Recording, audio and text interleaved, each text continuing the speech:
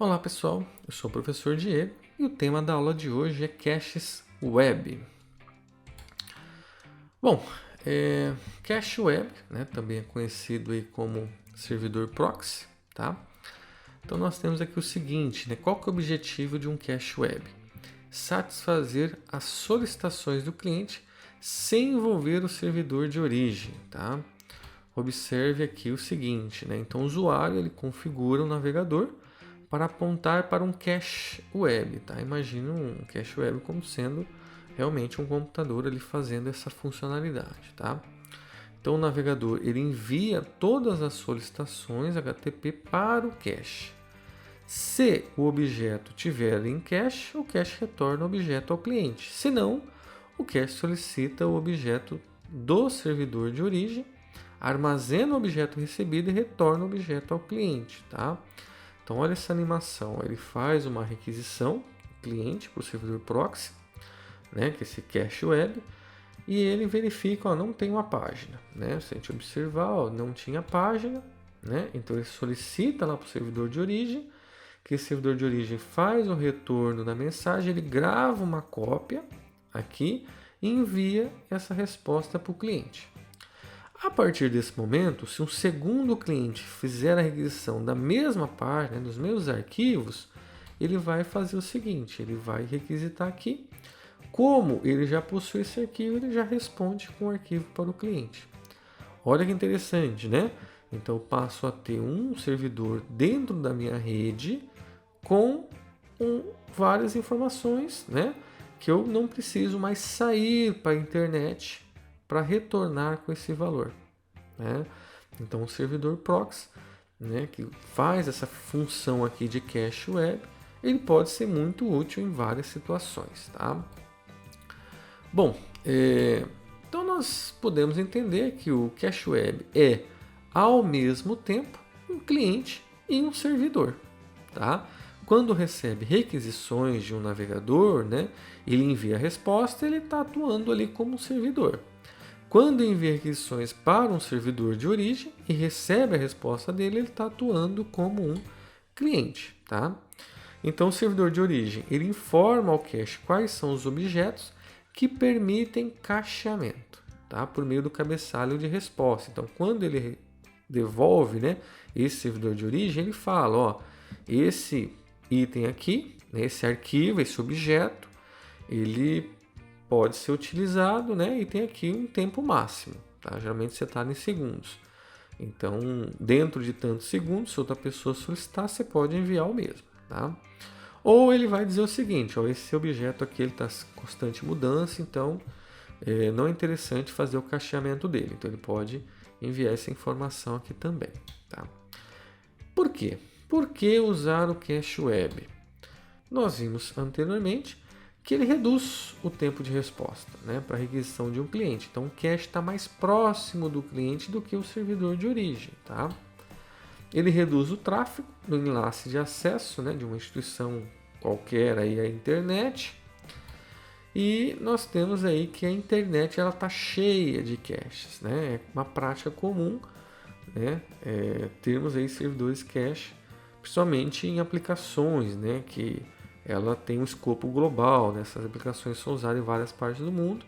Então é interessante, né, ter alguns servidores aí espalhados pelo mundo com cópia daquele arquivo, para que quando o usuário vier solicitar, ele já entregue ali, sem precisar, por exemplo, cruzar um oceano, né, através de uma conexão intercontinental, tá?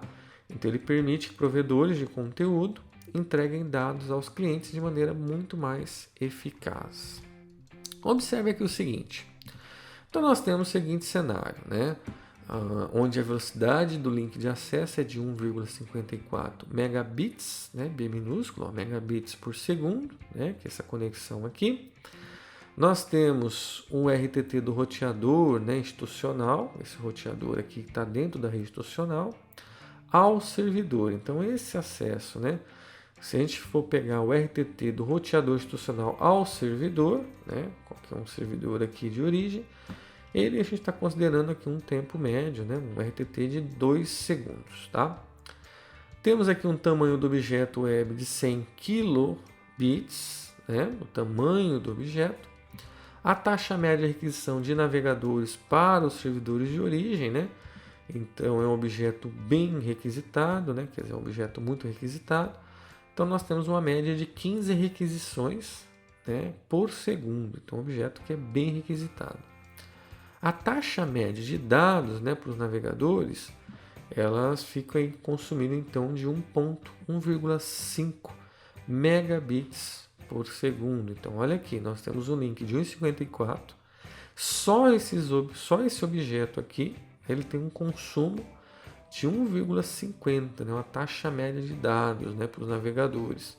Então, nós temos aqui já imaginando que não é algo que está um cenário muito bacana, né? Então, se a gente analisar o desempenho, né, qual a utilização do link de acesso? Está em 0,97, né? Mas como, né, que é esse valor, né? Então, a gente pode pegar, por exemplo, aqui a calculadora e fazer aqui a seguinte conta, né? Então, se eu pegar, por exemplo, 1,5 dividir por 1,54, eu tenho aqui esse 0,97, né, de uso. Então, nós temos aqui que entender o seguinte, né, nós temos aqui um grande problema, tá? Grandes atrasos na fila em alta utilização. Então, conforme esse atraso na fila vai aqui aumentando, né, conforme a utilização da banda vai chegando próxima de 1, nós temos 0,97, ao atraso da fila tende aqui ao infinito, né? Então, é uma situação bem complicada, né? Nós tivemos aqui a aula anterior, né, que nós tratamos, né, sobre esses atrasos que acontecem na rede de computadores, tá? Então, vale a pena dar uma olhada lá se você não estiver compreendendo o que se trata. Então, a utilização da LAN está em 0,0015, né? Então, a utilização da LAN aqui, dessa rede institucional, está muito pouquinho, né? Como que chegou nesse valor?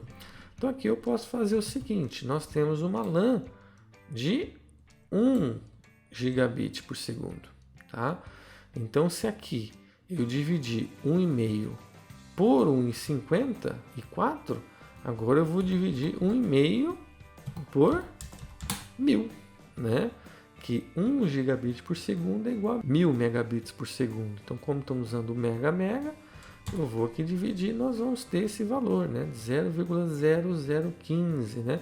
Então, esse tráfego, considerando a rede local, ele é muito pequeno, né? Ele é muito pequeno. Veja que o nosso gargalo está aqui, ó, onde está esse foguinho aqui, ó, né? Esse é o gargalo, esse está sendo o problema, a lentidão quando se faz o acesso. Então, considerando aqui o atraso fim a fim, né? Ou seja, todos os atrasos acumulados desses dois hosts finais, tanto do cliente quanto do servidor, considerando todo o atraso dessa conexão, nós temos o seguinte: temos o atraso da internet, tá? Que aqui a gente está considerando como sendo esse tempo aqui de 2 segundos. Temos o atraso do link de acesso e temos o atraso da LAN. O atraso da LAN está em microsegundos, é bem baixinho, né? E já esse atraso do link de acesso, nós temos aqui um problema, pode chegar a minutos, né? Considerando a fila, né? O tempo que esse pacote vai ter que ficar no roteador até chegar ao seu momento de envio, né? Então nós temos aqui um problema muito grande, né? Ou seja, o roteador vai ter que ficar na fila, por quê? Porque o link não suporta essa quantidade de envios, tá? Então nós podemos pensar em situações opções que nós podemos aí pensar para resolver essa questão. Primeira opção, bom, comprar um link de acesso mais rápido, né? Então, beleza, vamos trocar esse link. A gente vai tirar aqui, né? Vai aumentar em 100 vezes. Então, em vez de 1,54, agora ele vai ter 154 megabits, né? Então, aqui nós mudamos esse parâmetro. Vai cair bastante a utilização do link de acesso. Então, nós temos aqui agora, o que era minutos, passou-se para milissegundos, né? Maravilha, resolveu o nosso problema. Porém, link de acesso mais rápido, ele é muito mais caro, tá? Então, é uma solução? É uma solução, mas é uma solução custosa, nem sempre é a melhor opção, tá? Qual que é a outra opção, então, sem ser essa? Nós temos aqui a segunda opção, que é instalar um cache web, né? Um servidor proxy. Como poderia ser feito isso? Bom, a gente vem aqui na rede local, habilita um servidor para trabalhar como web cache local, né? E nós temos agora o seguinte, o custo dele é barato, mas barato e caro é relativo, né? Você concorda comigo? Então ele é barato baseado naquela opção anterior, a opção 1, que seria adquirir um link muito maior, tá? Então nesse caso aqui, nós temos aqui que calcular o desempenho para comprovar. Mas beleza, como que a gente faz esse cálculo do desempenho, né? Como calcular a utilização e o atraso do link se eu passo agora o servidor, em vez de estar na internet, ele passa a estar aqui dentro da rede local. Então assim, suponha taxa de acerto do cache é de 0,4. Tá? O que quer dizer isso? Quer dizer que 40% das solicitações atendidas serão por cache, tá? Com baixo atraso aí em milissegundos, está na casa dos milissegundos, né? Lembra que nem todo objeto pode ser cacheado, por isso que a gente está considerando 40% das solicitações.